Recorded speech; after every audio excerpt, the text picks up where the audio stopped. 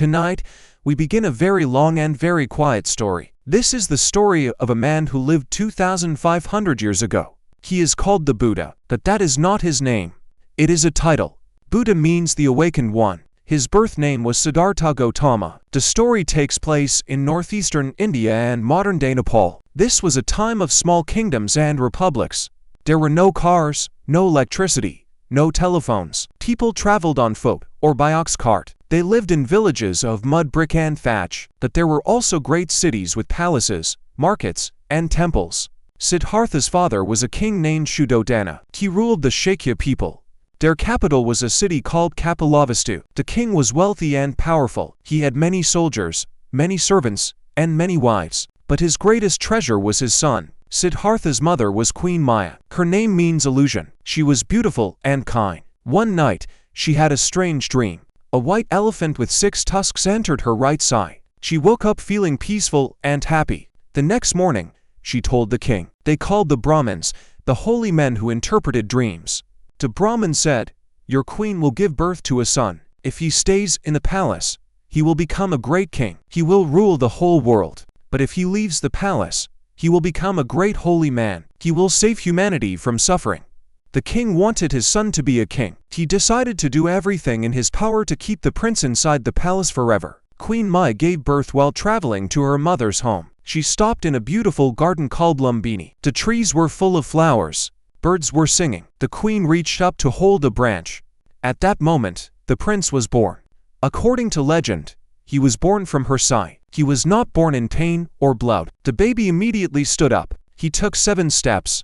A lotus flower bloomed under each step.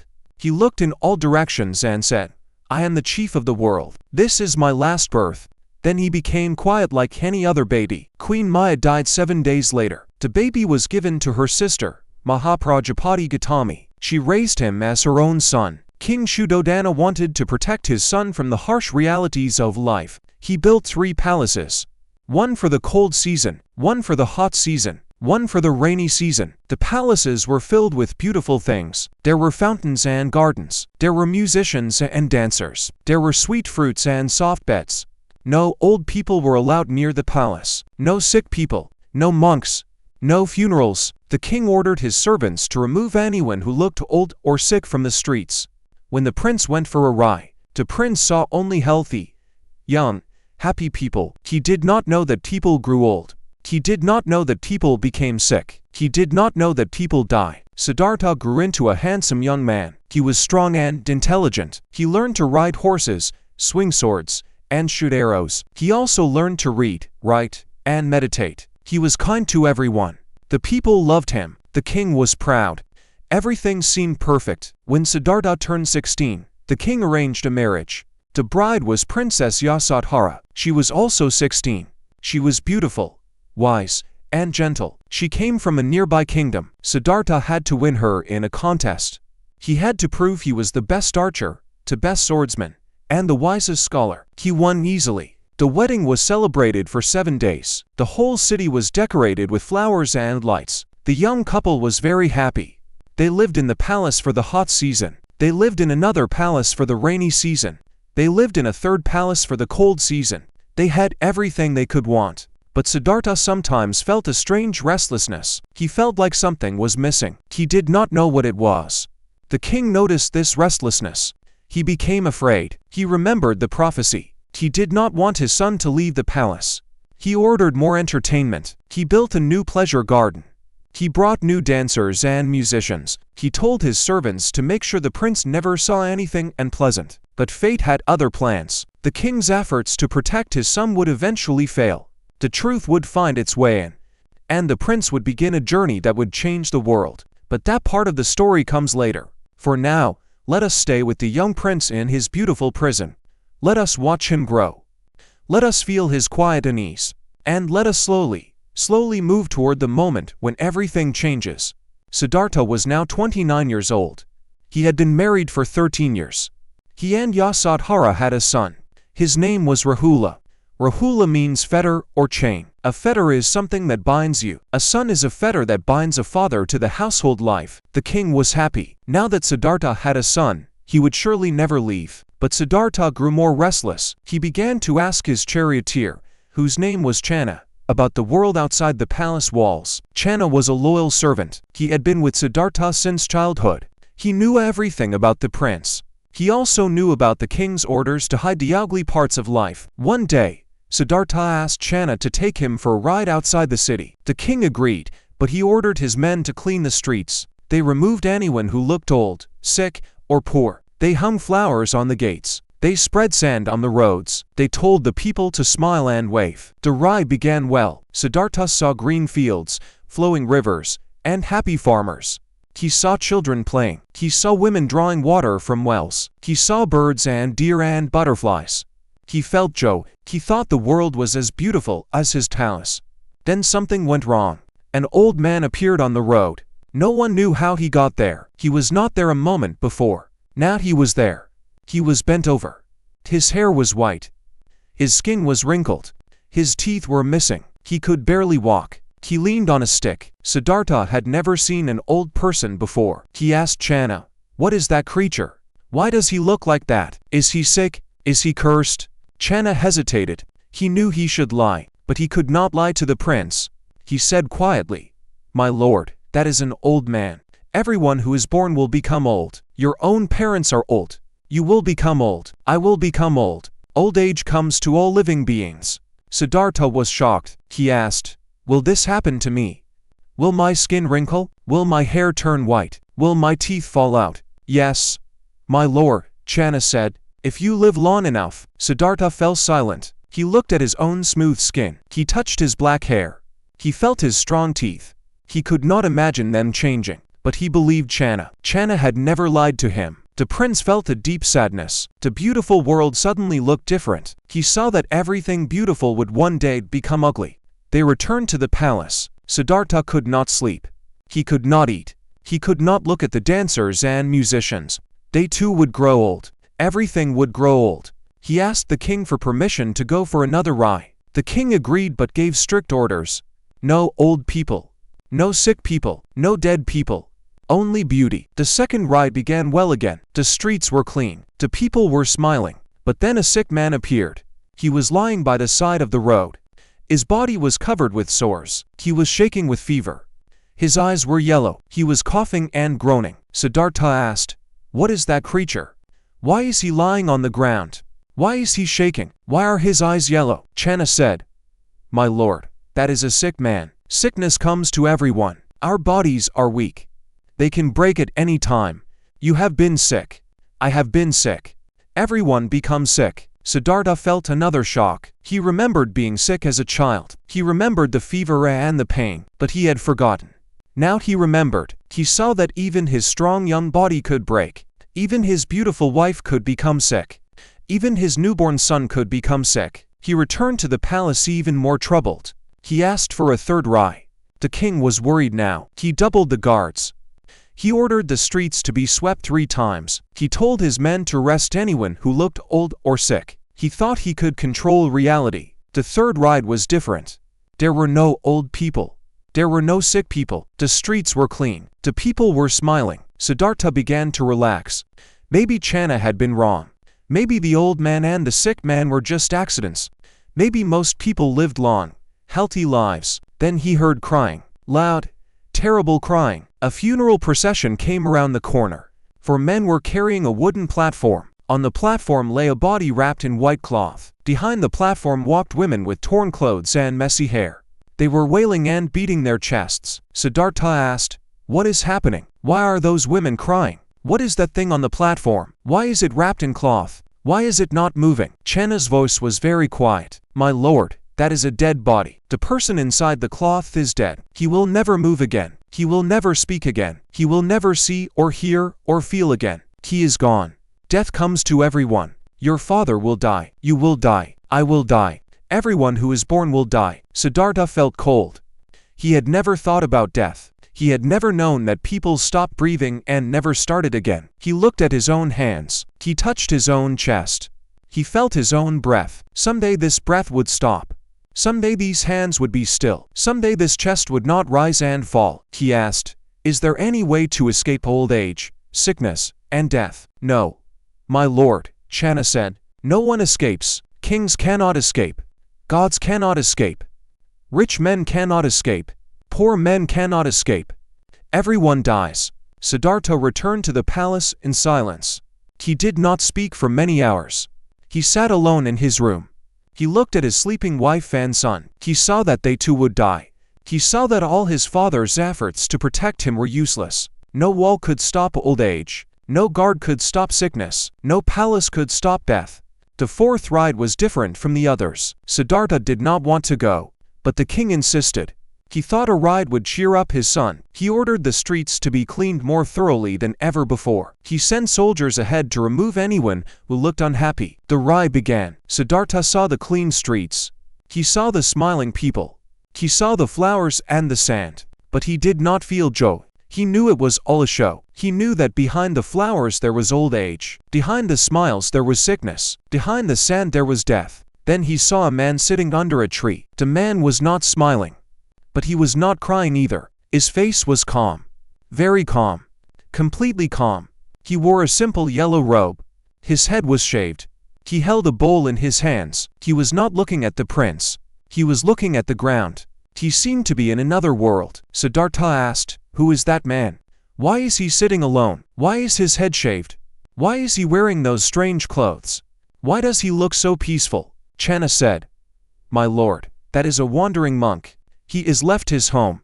He has left his family. He has left his wealth.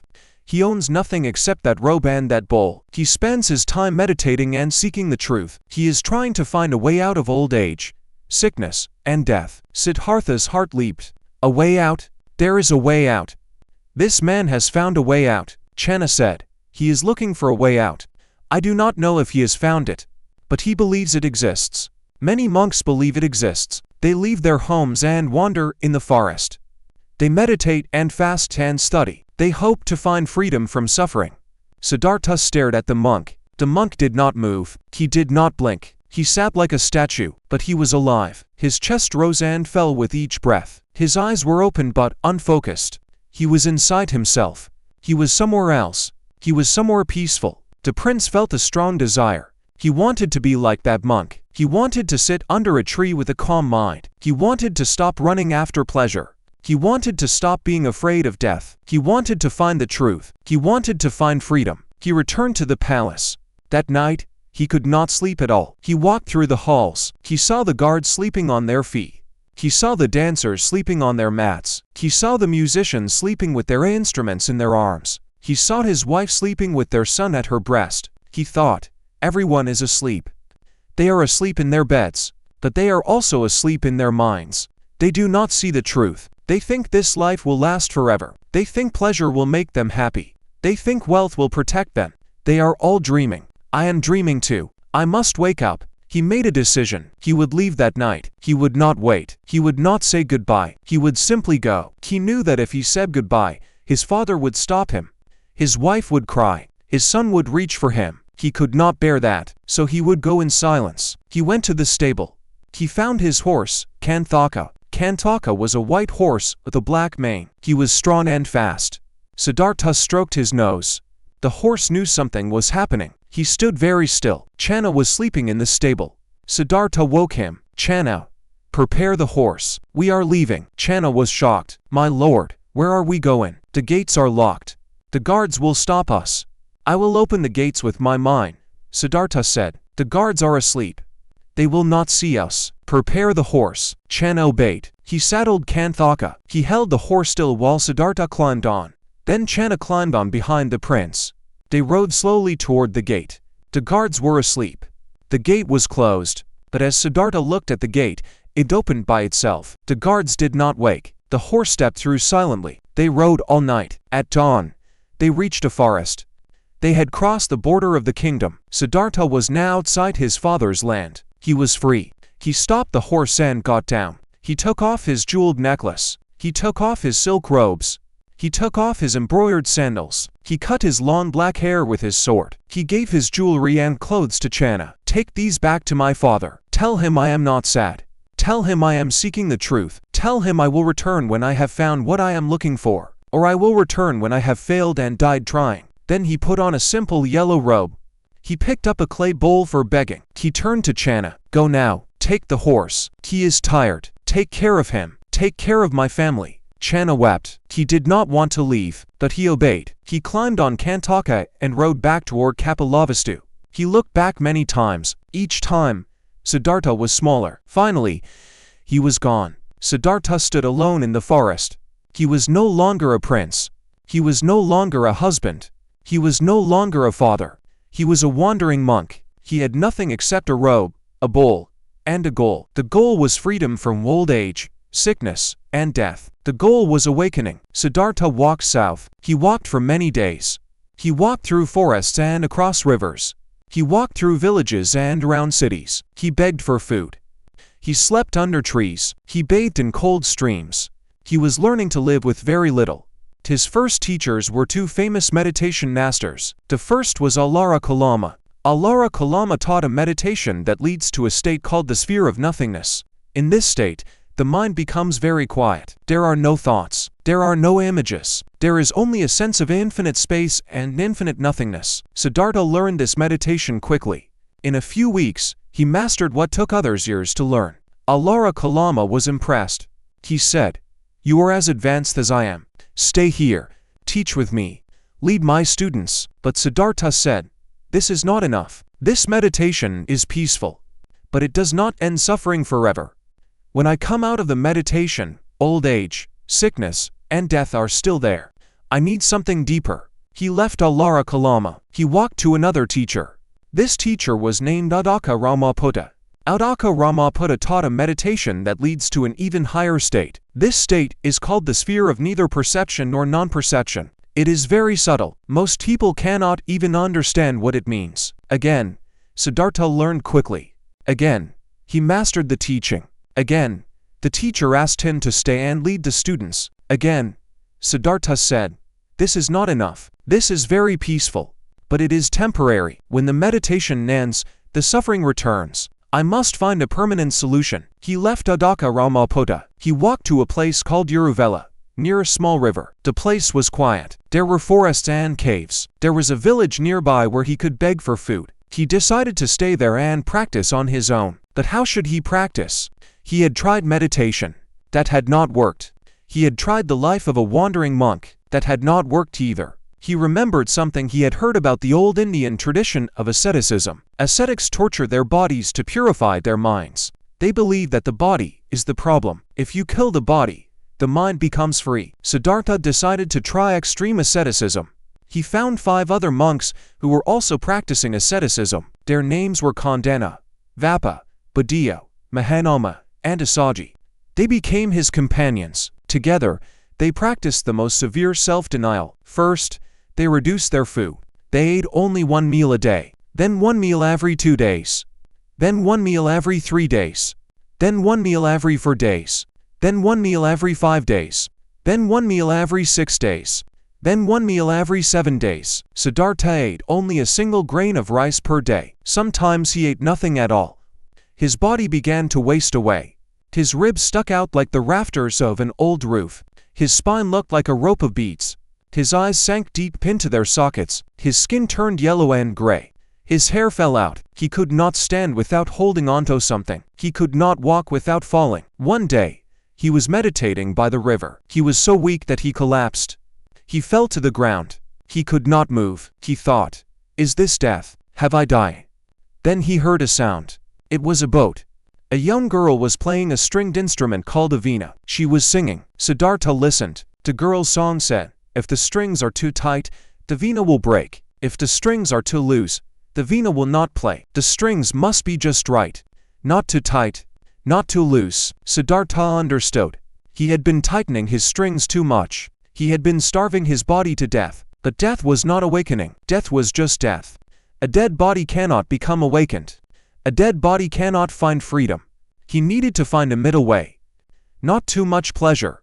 Not too much pain. Somewhere in between. He decided to stop his extreme fasting. He got up slowly. He walked to the village. He sat down near a house.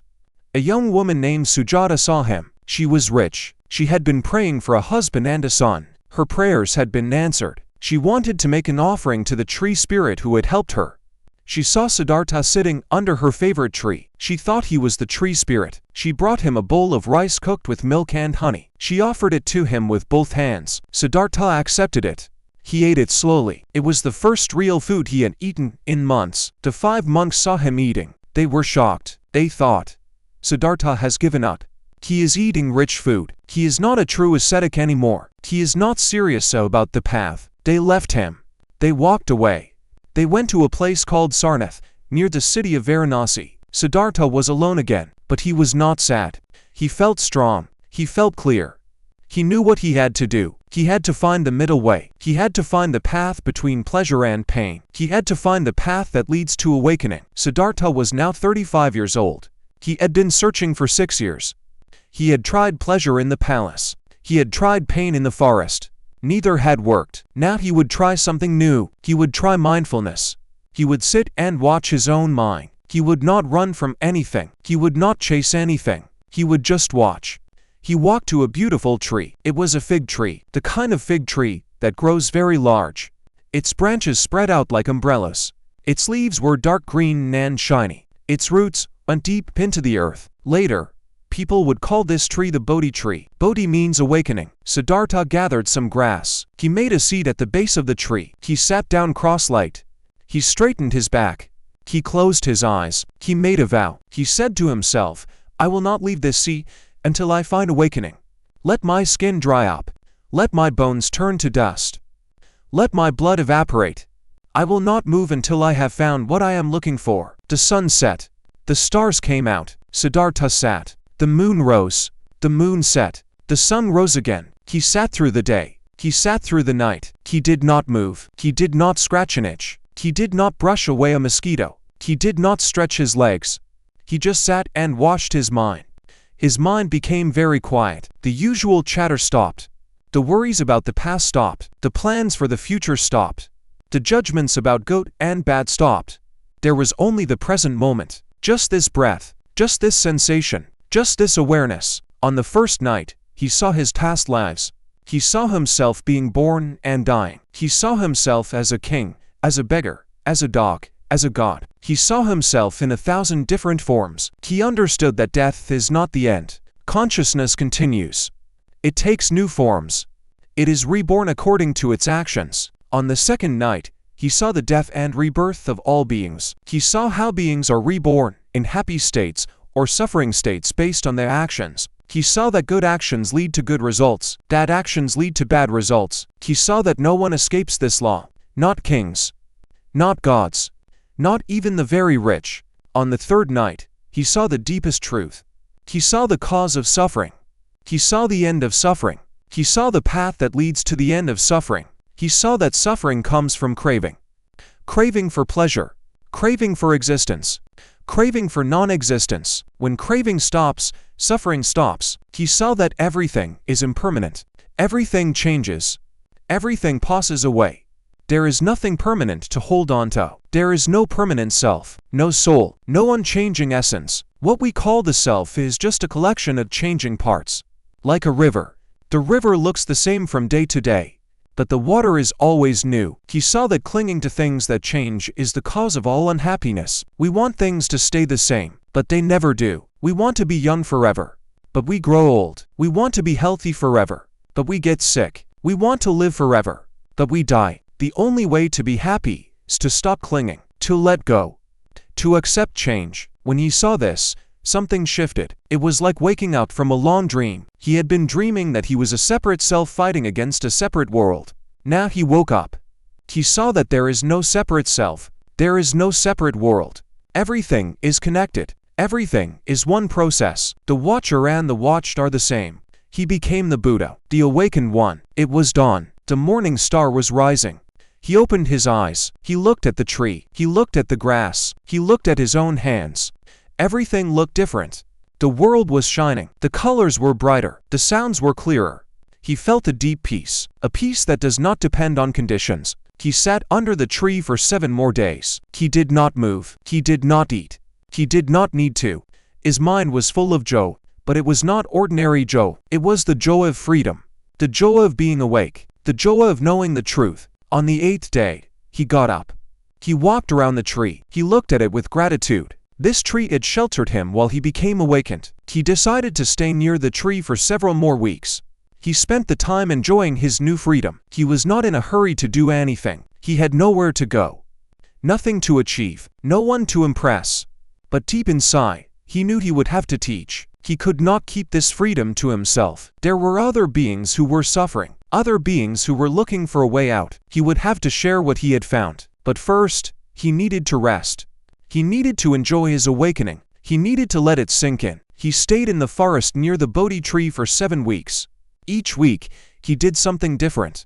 1 week, he sat under the tree. 1 week, he stood and looked at the tree without blinking. 1 week, he walked back and forth on a special path. 1 week, he stayed in a house made of jewels that the gods built for him. 1 week, he sat by a lake. 1 week, he sat under a different tree. And 1 week, he was protected by a great snake king named Mukalinda. Mukalinda came during a terrible storm. The rain poured down. The wind howled. The thunder crashed. Mukalinda coiled his snake body around the Buddha. He spread his white hood over the Buddha's head. He protected him from the rain and wind. When the storm passed, the snake took the form of a young man and bowed to the Buddha. Then he disappeared.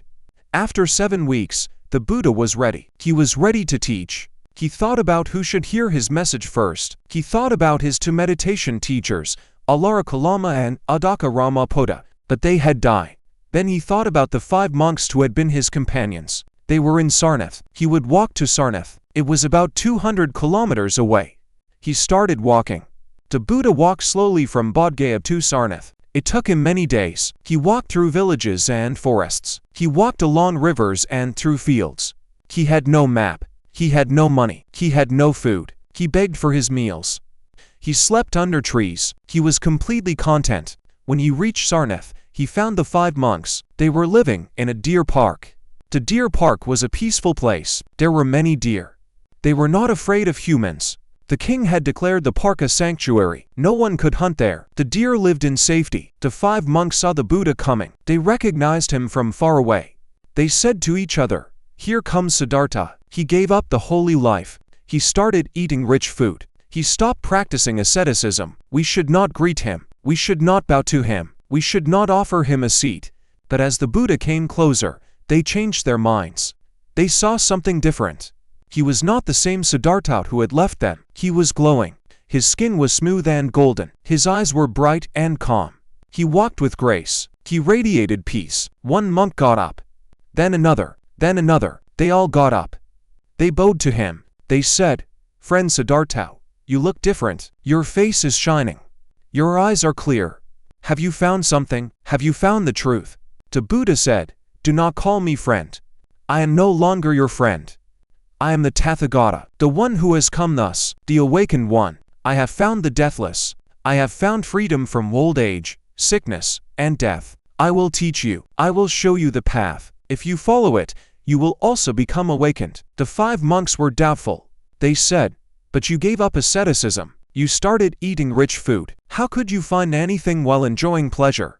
The Buddha said, "There are 2 extremes. One extreme is the pursuit of pleasure. This is low, common, and unworthy.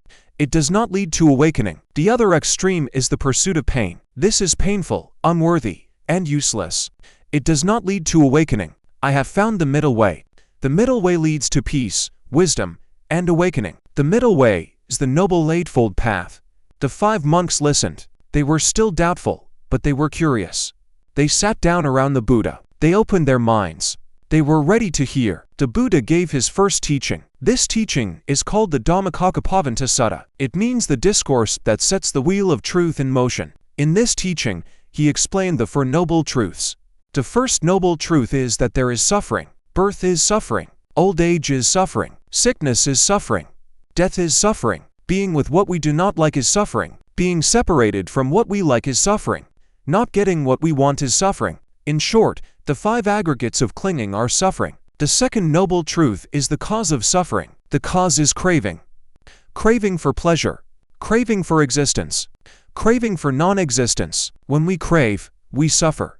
Craving leads to rebirth. Rebirth leads to more old age, sickness, and death. The circle keeps turning. The third noble truth is the end of suffering. suffering can end. Craving can stop. When craving stops, rebirth stops. When rebirth stops, old age, sickness, and death stop. There is a state beyond all suffering. That state is called Nibbana. Nibbana means extinguishing. Extinguishing the fire of craving. The fourth noble truth is the path to the end of suffering. That path is the noble eightfold path. The eightfold path has 8 factors: right view, right intention, right speech, right action, right livelihood, right effort, right mindfulness, right concentration. Right view means seeing things as they really are, seeing that all things are impermanent, seeing that there is no permanent self, seeing that actions have consequences. Right intention means having intentions of renunciation, goodwill, and harmlessness, not intentions of greed, hatred, or cruelty. Right speech means not lying, not dividing people, not speaking harshly, and not gossiping. Right action means not killing, not stealing, and not committing sexual misconduct. Right livelihood means not making a living through harmful activities such as selling weapons, selling poison, selling meat, or selling slaves. Right effort means making an effort to prevent unwholesome states from arising, to abandon unwholesome states that have arisen, to develop wholesome states that have not yet arisen, and to maintain wholesome states that have arisen. Right mindfulness means being aware of the body, feelings, mind, and mental phenomena in the present moment. Right concentration means developing deep states of mental absorption called jhanas. These states are peaceful, clear, and free from desire and aversion. When all 8 factors are developed together, they lead to awakening. The 5 monks listened carefully. They had never heard anything like this. It was clear. It was logical. It was practical. It did not require faith in gods or rituals. It only required understanding and practice. At the end of the teaching, one of the monks, Khandana, understood. He saw the truth. He became a stream enterer. A stream enterer is someone who has entered the path to awakening. They will never fall back. They will reach awakening within 7 more lifetimes at most.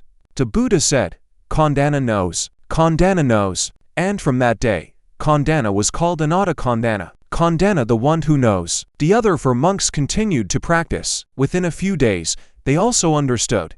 They also became stream enterers. Then the Buddha gave them more teachings. He taught them about the 3 characteristics of existence: impermanence, suffering, and not self. He taught them about the 5 aggregates: form, feeling, perception, mental formations, and consciousness. He taught them about dependent origination, the 12 links that connect ignorance to suffering. Within a few weeks, all 5 monks became fully awakened. They became arahants. Arahants are beings who have destroyed all defilements. They will never be reborn again. They have reached the end of suffering. The Buddha had his first followers. The Sangha, the community of monks, was born. News spread quickly. A new teacher had appeared in Sarnath. He was teaching something new. He was not teaching about gods or sacrifices. He was teaching about suffering and the end of suffering. He was not asking for money or followers. He was simply teaching the truth. People came from nearby villages. They listened. Many understood. Soon, the Buddha had 60 fully awakened disciples. They were all arahants. They had no more greed, hatred, or ignorance.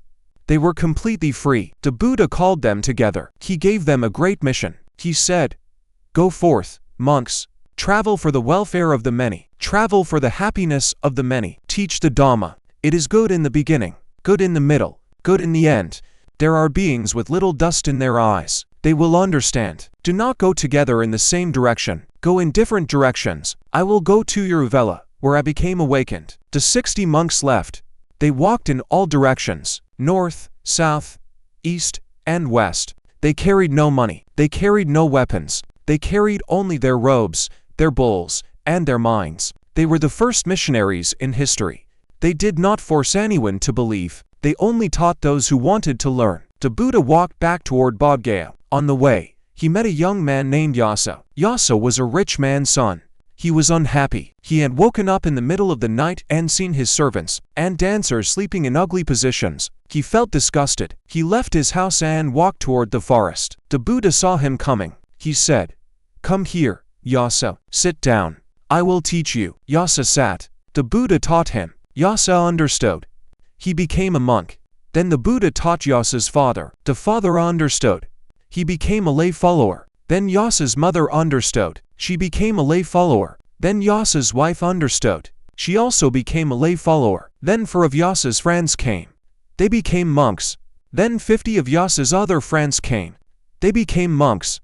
Now the Buddha had more than 1,000 monks. He continued walking toward Uruvela. In Uruvela, there lived 3 brothers who were ascetics. They had long matted hair. They worshipped fire. They had many followers. The oldest brother was named Uruvela Kassapa. He was very famous. Many people thought he was a fully awakened teacher. The Buddha went to Uruvela Kassapa. He asked, "May I stay in your fire temple tonight?" Kassapa said, "You can stay. But there is a dangerous snake there. The snake is very poisonous. It has killed many people. I do not want you to die." The Buddha said, "Please allow me to stay. I am not afraid." Kassapa allowed him. That